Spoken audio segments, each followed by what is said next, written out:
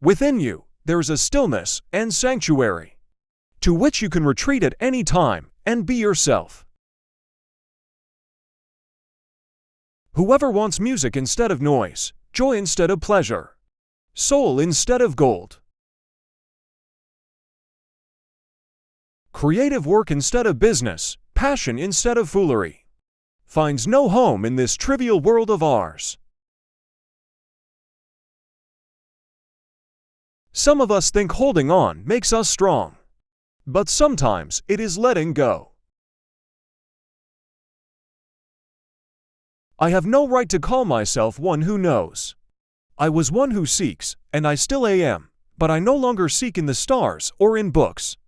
I'm beginning to hear the teachings of my blood pulsing within me.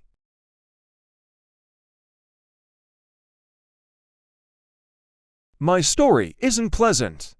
It's not sweet and harmonious like the invented stories. It tastes of folly and bewilderment, of madness and dream, like the life of all people who no longer want to lie to themselves.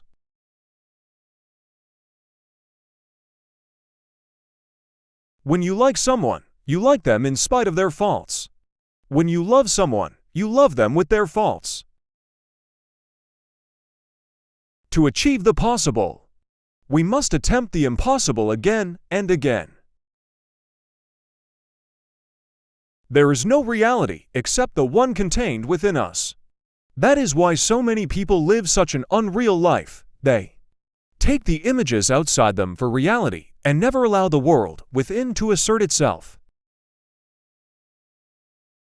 To hold our tongues when everyone is gossiping. To smile without hostility at people and institutions. To compensate for the shortage of love in the world with more love in small, private matters, to be more faithful in our work, to show greater patience, to forego the cheap revenge obtainable from mockery and criticism. All these are things we can do.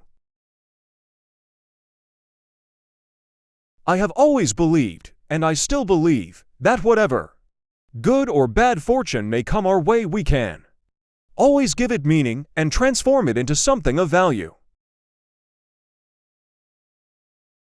We kill at every step, not only in wars, riots, and executions. We kill when we close our eyes to poverty, suffering, and shame.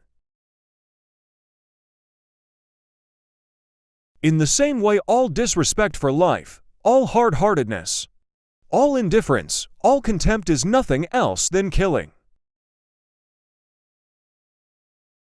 Love your suffering, do not resist it, do not flee from it.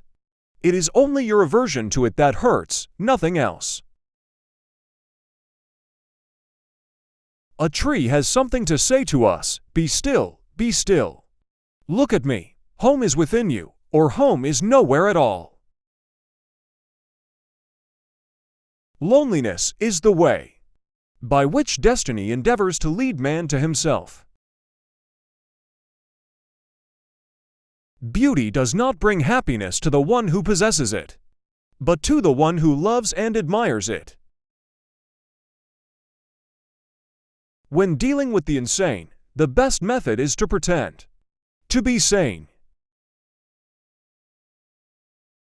God does not send us despair in order to kill us. He sends it in order to awaken us to new life. I began to understand that suffering and disappointments and melancholy are there not to vex us or cheapen us, or deprive us of our dignity, but to mature and transfigure us.